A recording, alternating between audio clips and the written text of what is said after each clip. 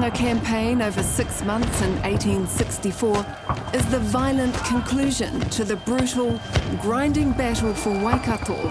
And once again, it is an epic struggle for the very future of Aotearoa, New Zealand.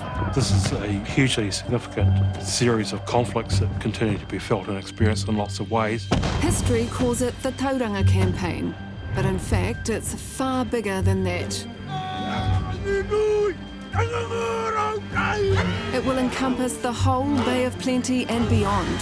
Tribe will be pitted against tribe, Christian on Christian, invader against defender. We have accounts of elderly women who went fast enough to vacate areas being beaten to death, and so some real mamai. It will see remarkable moments of courage, compassion, victory and defeat. In the heat of battle, kindness was shown, and courage was also shown. A lot of the detail of what happens is lost. What isn't lost is the magnitude of the emotion that our people felt. And the shockwaves reverberate through our history to this very day. Kia ora, I'm Mihingarangi Forbes. Join me for the stories of Tauranga Moana.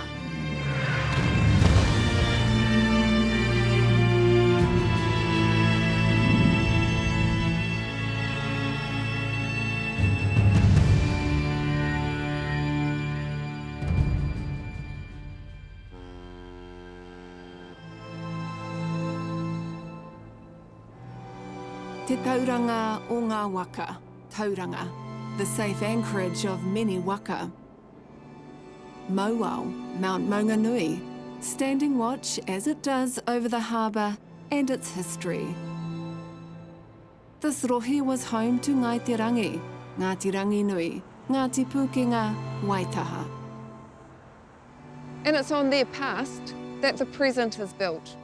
Tauranga is one of Aotearoa's fastest growing cities, and that growth begins in the mid-1800s with a thriving Māori economy.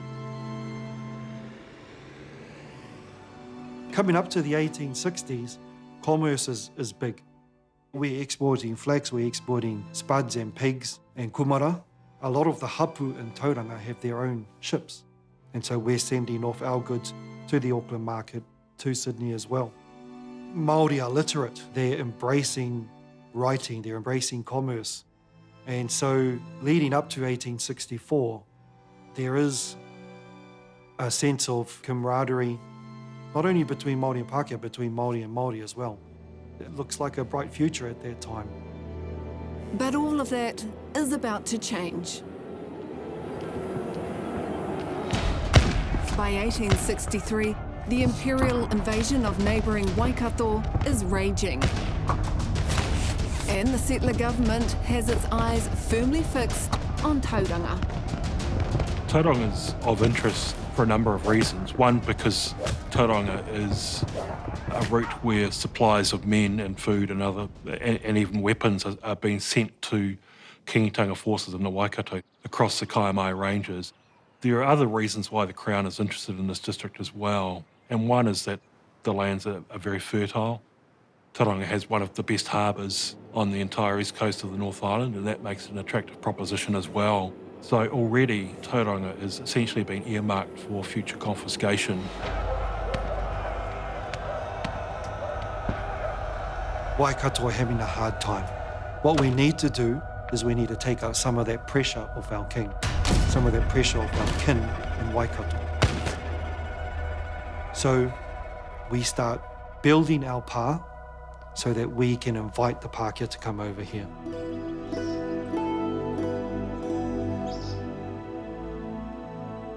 By early January 1864, both sides are motivated to open a new front, but for very different reasons.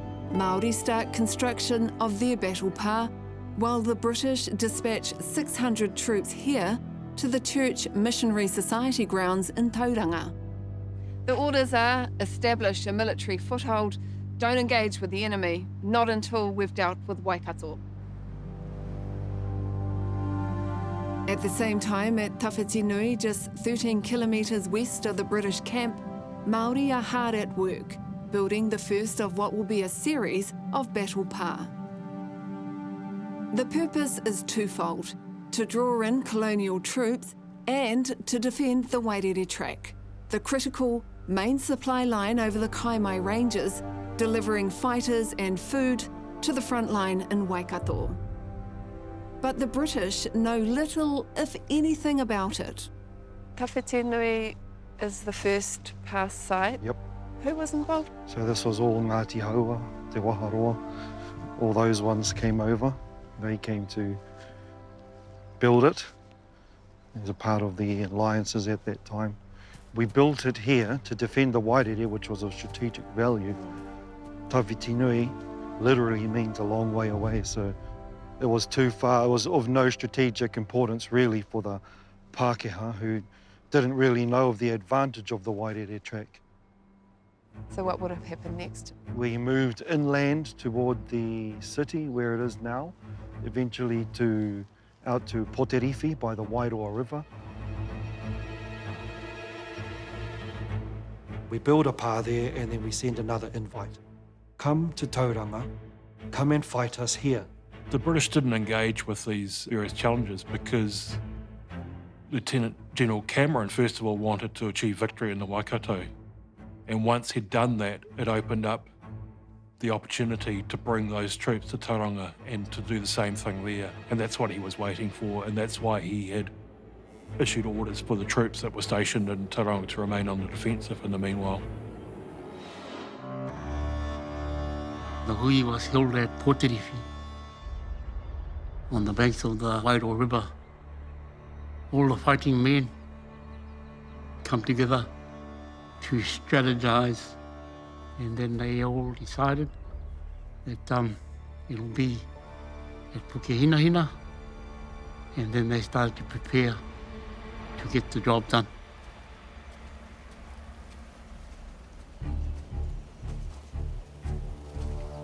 Two rangatira are tasked with constructing the fighting pā at Pukehinahina. Rawiri Puhirake, the battle tactician, and Penitaka Tuaia, the engineer credited with its remarkably innovative design. But this time, the fighting pā is just too close to the British camp at Te Papa to ignore. Penitaka, he had seen 20 years prior in the northern expeditions the damage the British artillery could really lay waste whole fortifications in a half a day, and how to create fortifications or strategies to really give us a fighting chance.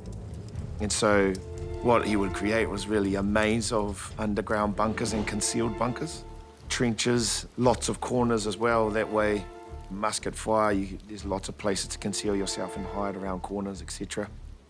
Not a lot of straight spaces to be able to shoot down. They were dug deep, and the kōrero is once you had dug deep, you dug deeper.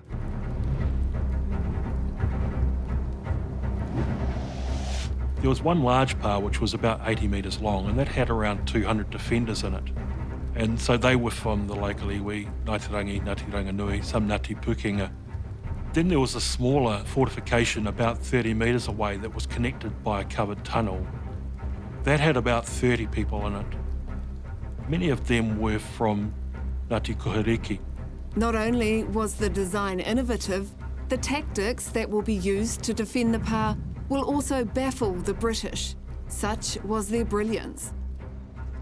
Rawiri Puhirake is the commander, the senior fighting rangatira. At Pukehinahina, we have the preeminent rangatira who dominates our narrative now, Rawiri Puhirake. Rawiri Puhirake has, as a young boy, been taken from Tauranga in the Ngāpuhi raids, and to the best of our knowledge, Rawiri Puhirake is taking part in either the construction or maybe even the battles at Ruapekapeka, at Ohaiawai, and he's learning the art of warfare with musket and cannon.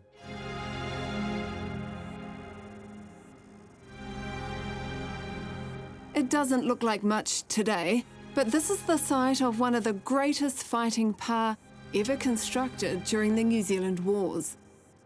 Pukehinahina, or Gate Pā as it's known, because it was once the gateway between Church Mission and Māori land. But it's also remarkable in our history for a very different reason.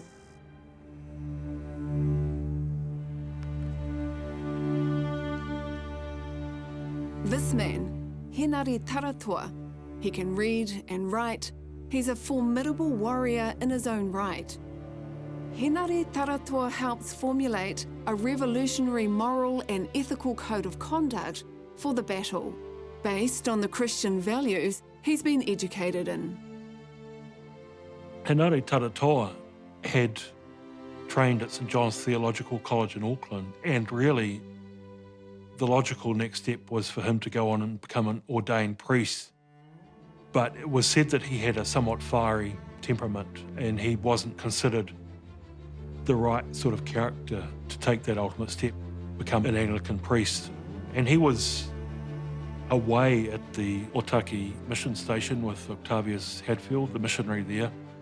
He returned home to Tauranga in 1864 when he heard that war was imminent in the district. Taratoa, who wrote the Code of Engagement, and the most beautiful English that you could find anywhere. Who else was Tarareta with salutations? To the Colonel, friend, salutations to you. Do you give heed to our laws for regulating the fight? Rule 1. If wounded or captured, and butt of musket or hilt of sword be turned to me, he will be saved. Rule 2. If any Pākehā... Henare Taratoa's code of conduct set out various rules for fighting, and that includes that those who surrender will be well treated, they won't be harmed, that non-combatants, women and children, will not be harmed either, and the injured will be respected and looked after. It's really quite a remarkable document because the very first Geneva Convention is signed months later in August 1864, and a number of the things in that are anticipated really in this code of conduct that Māori at Tauranga themselves devised. They had their rules of engagement, which was clearly written out by the religious sectors, and that was largely Henare Taratoa and Te Kereti and all of them, and they were the Catholics, the Anglicans. It was all about helping the wounded, which came from the Bible, from Romans. Thy enemy first, give them drink. It just showed that our tupuna believed that at the core, people were people and they should be taken care of, even my enemy. From an Indigenous people, to write that rule of regulation for the fight and how we would conduct ourselves in an honourable way, written in both the native language and in English to be given over, I think is a moment in history here we should be super proud of, yeah. Māori will scrupulously observe the code of conduct in the bloody fighting ahead. But as for the British officers... The British officers didn't really know what to make of the code of conduct. They were just bemused by it, so they didn't formally respond. They basically ignored it.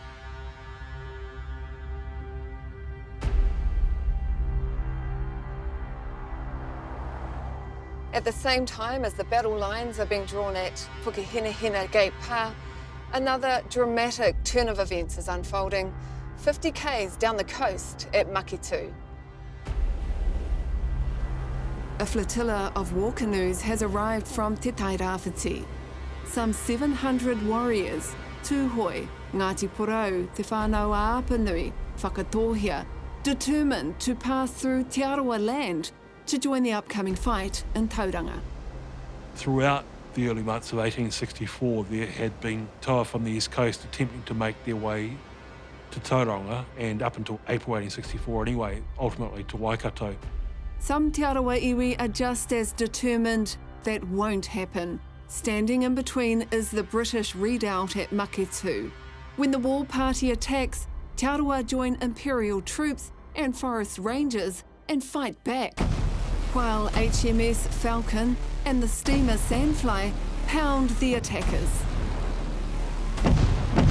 Ngāti Porou whānau Apanui, whakatōhea, they want to get here, but they were blocked by Te Arawai Maketu, big battle down at Kaukauroa.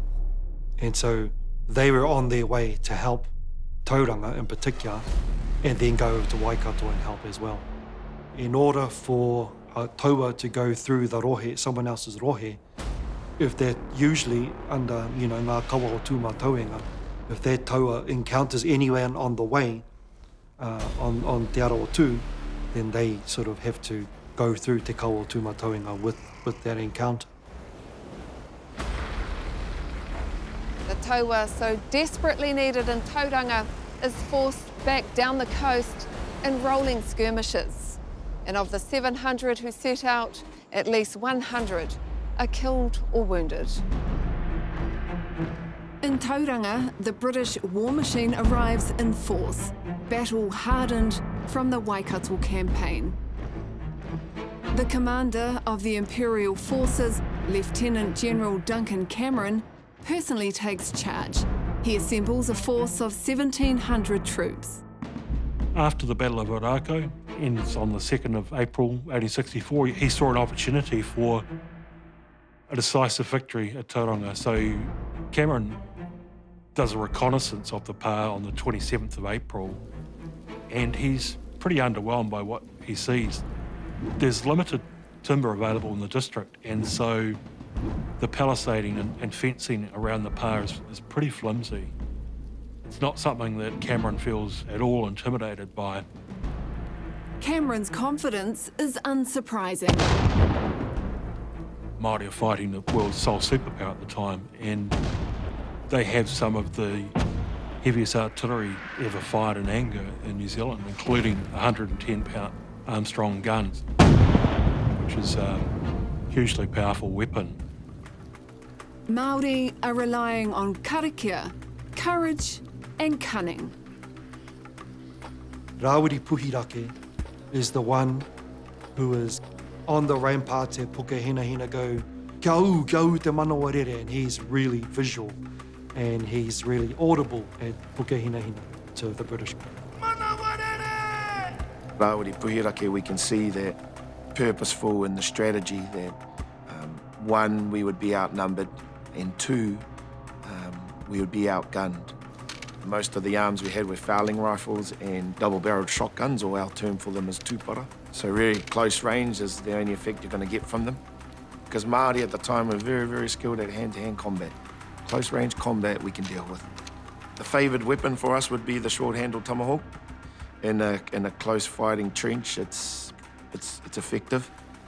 So engineered pa, set up to really cause confusion once that enemy was in, and a strategy that would need to be employed to endure that long-range assault. As a soaking wet dawn breaks on April 29, 1864, the most ferocious artillery barrage ever seen on New Zealand's soil is about to be unleashed. It will shake their newfound faith to its core. The moment so vividly recalled years later by Ngai Te Rangi Rangatira Hori Ngātai. The British column came to within 500 yards of our front, where they mounted their guns and pitched tents. Soon there was a flash and a roar. Shells from the big gun flew whistling like a kehua over our heads. The big guns poured shots and shell into our position. We were every now and then smothered with the dirt thrown up by the exploding shells, and the rain which had set in soon converted into mud to add to our suffering. I Hakara, which is our tipuna, he had his head taken off. At most, 250 warriors are defending Puke Hina against a combined force of 1,700. Among the graphic accounts, one of a Māori Christian minister eviscerated mid-prayer. The big guns struck our Christian tohunga, scattering his body all over the place.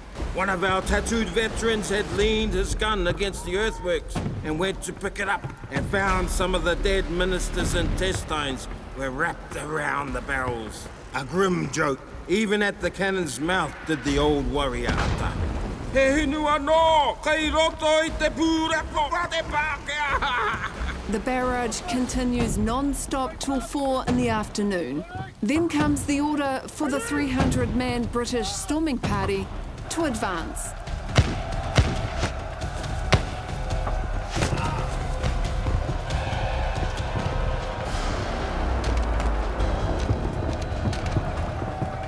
The storming party rushed gallantly to the attack.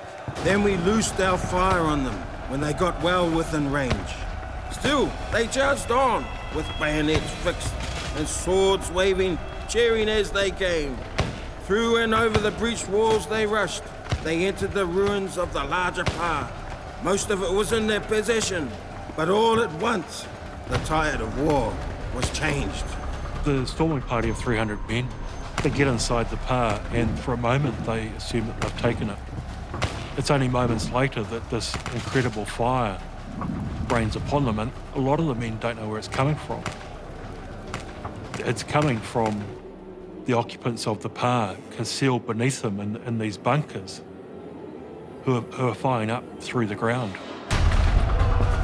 One devastating volley, then brutal close-quarter, hand-to-hand combat. Men fell thick and fast. Tomahawk clashed on cutlass and bayonet. Tupara met rifle and pistol. Skulls were cloven, Māori were bayoneted. Naiterangi hatchets bit deep into white heads and shoulders. The place was soon full of dying and dead men, Pākehā and Māori. It was terrible work.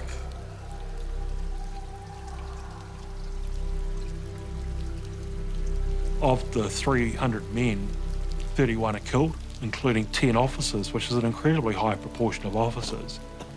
Another 80 are injured, so overall around a third of that force end up as casualties. And the British Army at this time, they're not supposed to retreat in a chaotic and confused way in the way they did here, even leaving behind gravely wounded and dying men inside the pa. So this was regarded as a huge embarrassment and a humiliating defeat for them.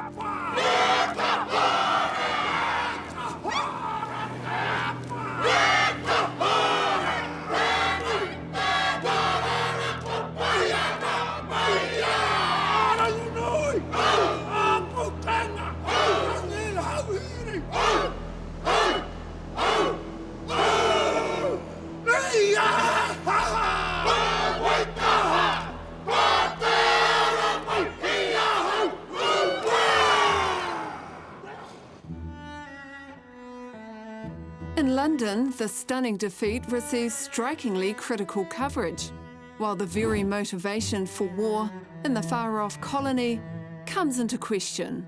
It is impossible to talk away the fact that the real cause of war is to be found in the coveting of their neighbours' land by the English settlers.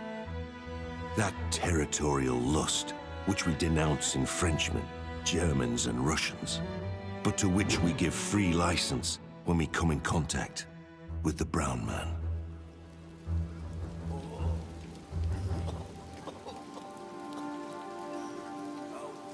The blood-soaked scene at Pukehinahina leaves British High Command humiliated and at a loss to explain why.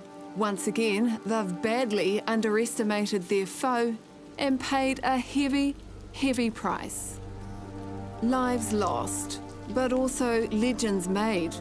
In the smaller pa 30 metres away, the Wahineto Hini Tikiri Karamu, this is her in old age, forges her place in history. She had previously fought in the Waikato War. She was at Paparata when it was attacked by the Forest Rangers in December 1863. It was said that she had followed her brother to Pukehinahina, and that arrived the day before, on the 28th of April, with a Ngāti Kohareki force. They had occupied the smaller fortification there. And although women had helped to construct Gate Pa, Horinātai said that they were removed to a place of safety before fighting took place. So Hene is the exception to that. She later recalled that she loved her brother so much she wanted to remain by his side, whether they lived or died. She's one of the most remarkable wahine toa from the New Zealand Wars and is there through a series of conflicts throughout the 1860s.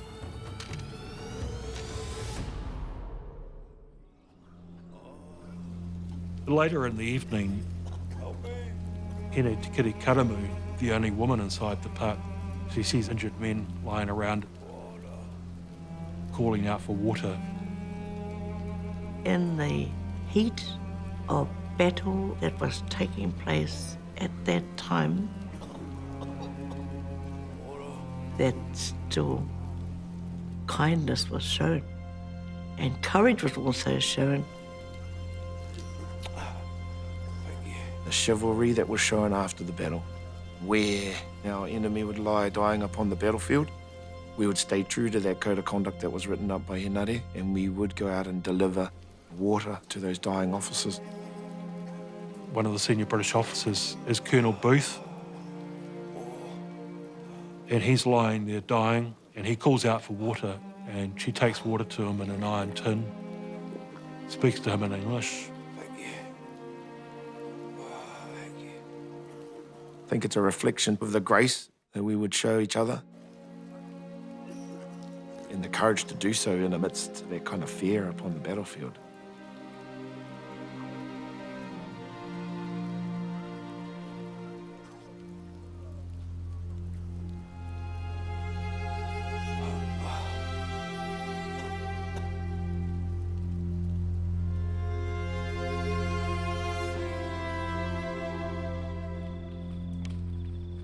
During the night, the Māori occupants of the pa evacuate. They'd achieved their purpose. They'd inflicted a crushing and humiliating defeat on the British. When the British enter the pa the next day, they're not quite sure what to expect. Booth is still alive. He talks about how well he'd been treated, and some of the other men do as well. They discover that the Māori had honoured the code of conduct that Henare Taratoa had devised. In many ways had gone above and beyond that in terms of Hene risking her own life to take water to gravely wounded British officers and men. So the British recognise and acknowledge that incredible chivalry that is shown during the conflict. Having slipped away in the dead of night, the defenders of Pukehinahina remain a real and present threat, while the volatile situation in neighbouring Waikato is far from resolved.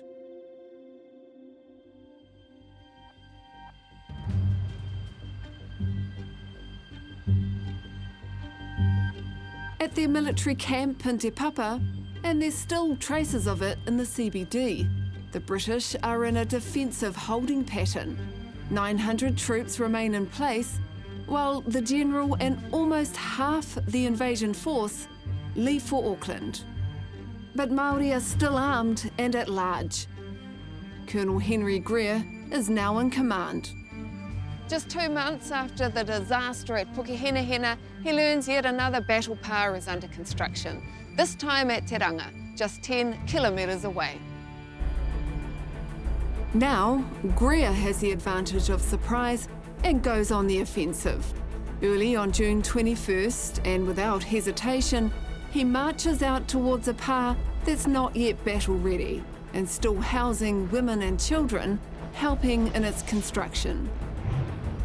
What Rawiri Puhiraki was attempting to do was to draw the British out of their base at Te Papa, because the British had commandeered the mission station there. That was their headquarters.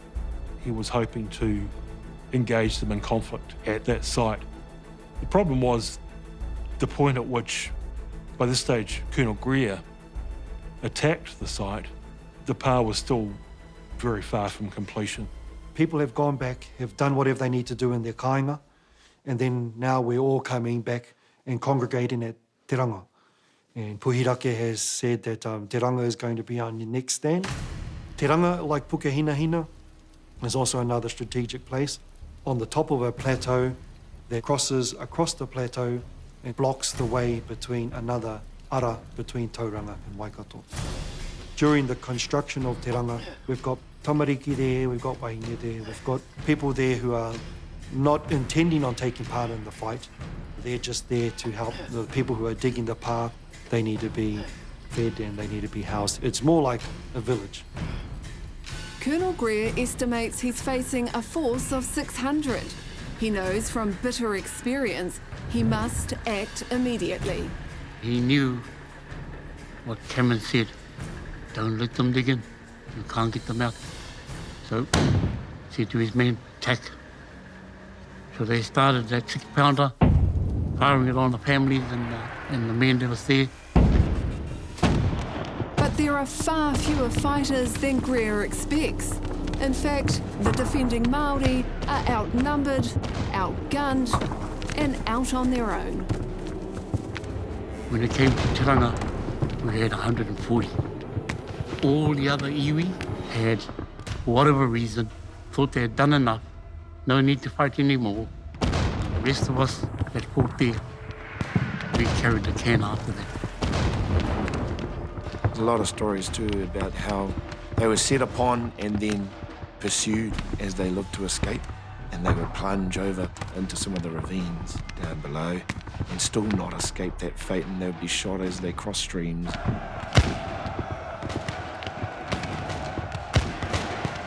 When our people talk about Teranga upon the marae, in our own settings, we never talk about it like it was an honourable battle.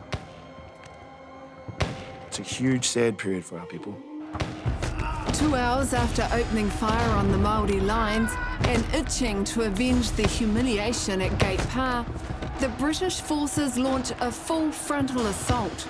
The Māori defenders, short on ammunition, choose to make a stunningly courageous last stand. When they walked out, the British troops just marched on, walked towards them, and we stood there marching forward and just took our lives, and we all died at Teranga.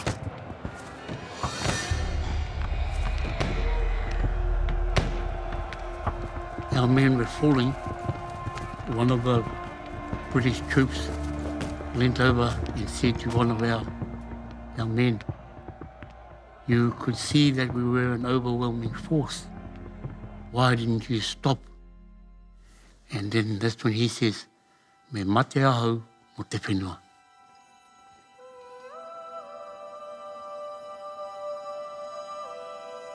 At least 120 killed.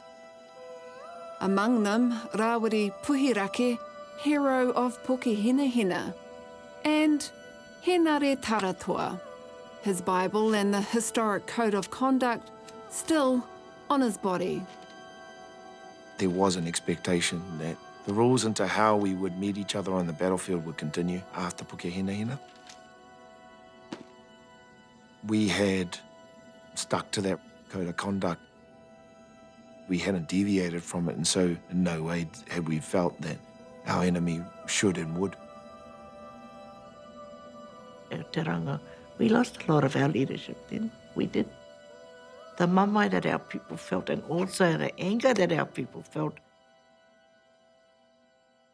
And that has, I think that has been a great impact as well, a big impact on our people.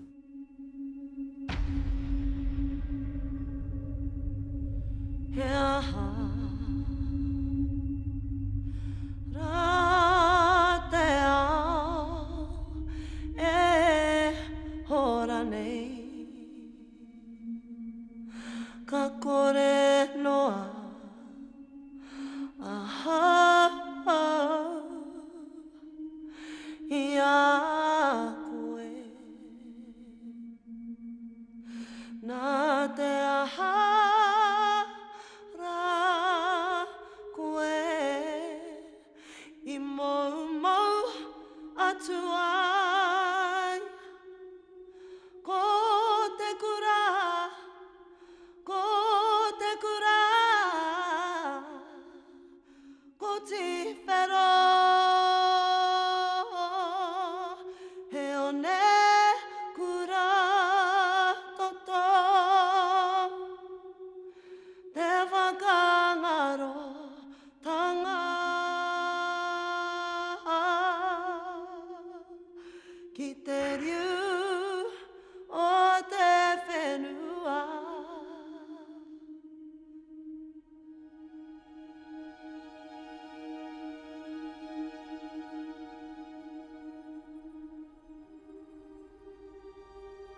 The desolate scenescapes of Teranga, photographed soon after the battle.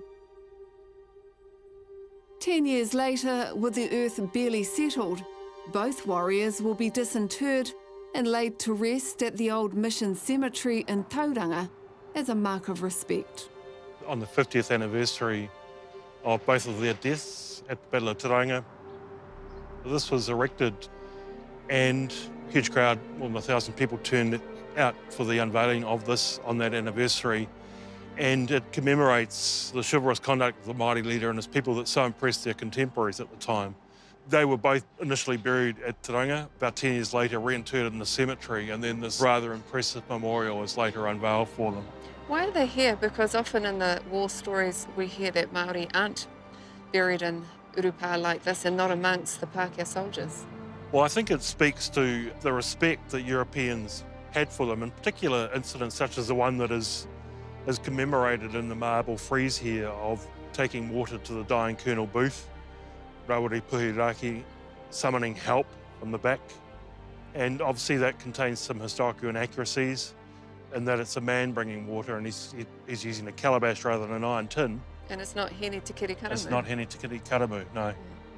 And interesting enough, Colonel Booth is actually just over there. Yeah, Colonel Booth is laid to rest very nearby to here. But respect for the dead does not extend to the living.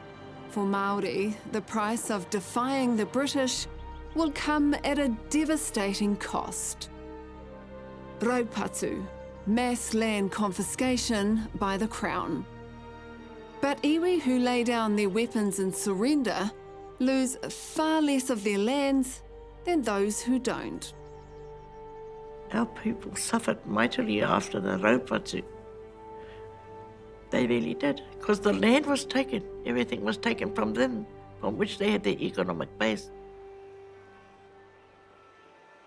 Tēnā rā koutou i ngā tūpuna e.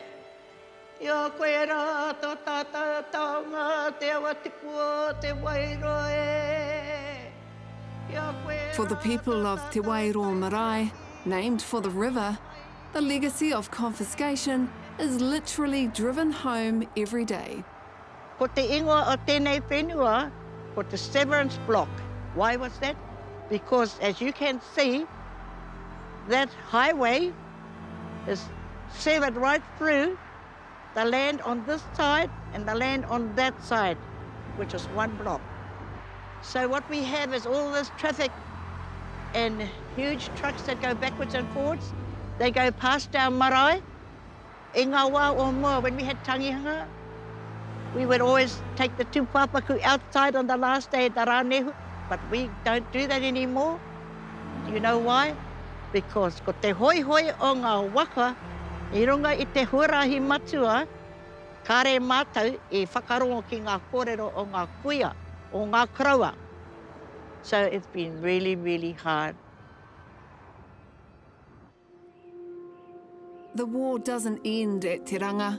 Those who refuse to surrender take the fight into 1867 and beyond, in what history calls the Bush Campaign, or as Māori call it, Te Weranga, the burning. In 1866, the British began progressively withdrawing their troops from New Zealand, and after that, colonial troops and their Māori allies were solely responsible for fighting the wars on behalf of the Crown. So British troops no longer had any role in that. And in some ways, one of the consequences of that is the wars take on a harsher, more racially tinged sort of aspect to them as well. Captain Gilbert Meir, that's him on the left, leads an irregular force of mostly young Māori fighters in a 3-month guerrilla campaign against the so-called rebels. Te Weranga goes largely underreported in the colonial records. But in some Māori accounts, it is a rampage of scorched earth, murder, rape and pillage. I think a part of the hurt there too is that, a lot of our extended whānau were employed at that time to do a lot of that hunting out of our other tupuna. And so it's a very dark time in our histories here in Tauranga Moana. One of the things about the Tauranga Bush campaign is that it's not very well documented. So a lot of the stories around this history are probably ones that are held by the tribal custodians of that knowledge. There aren't a lot of detailed reports about what takes place on the ground. Te Weranga for us is a time when the established rules, the chivalry, the code of conduct established by Taratoa and his ilk is actually just thrown out the window. Te Weranga was such a treacherous time. The force would come in and move those people off and burn everything left behind. Whare, fields of crops, would all be decimated in the process. And that's probably a really PG way of putting that. Our accounts are tragic. We have accounts of elderly women who weren't fast enough to vacate areas being beaten to death. Just real travesties happening within the kāinga with our women. So some real mamai. That mamai is so severe that the kind of intergenerational trauma that still exists means that we don't like to pass on a lot of that kōrero to the next generation because of how much it hurts. A lot of the detail of what happens during Te Weranga is kind of lost. What isn't lost is the magnitude of the emotion that our people felt and still feel these days because of what occurred in the Tauranga Bush campaign, Te Weranga.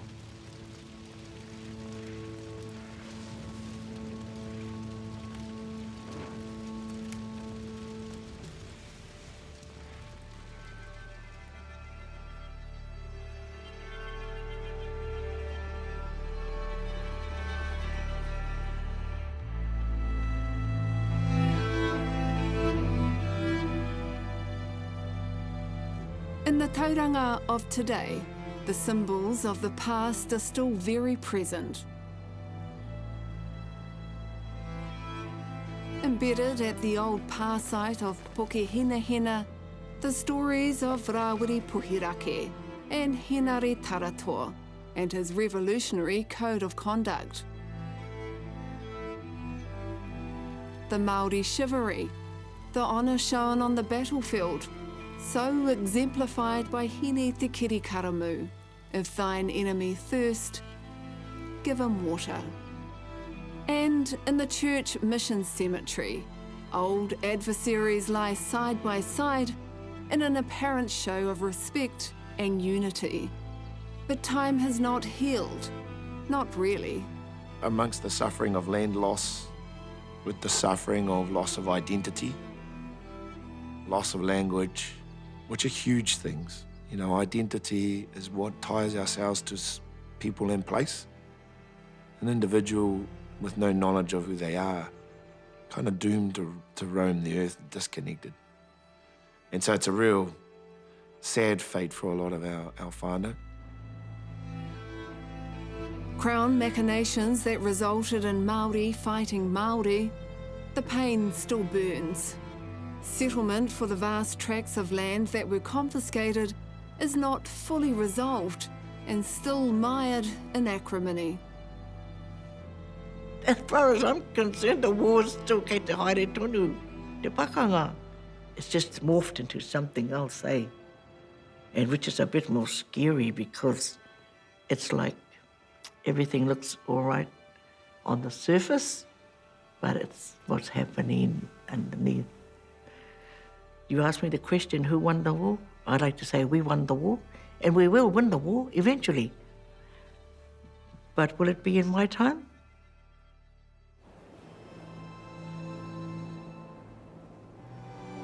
The New Zealand wars don't end with the campaign in Tauranga Moana.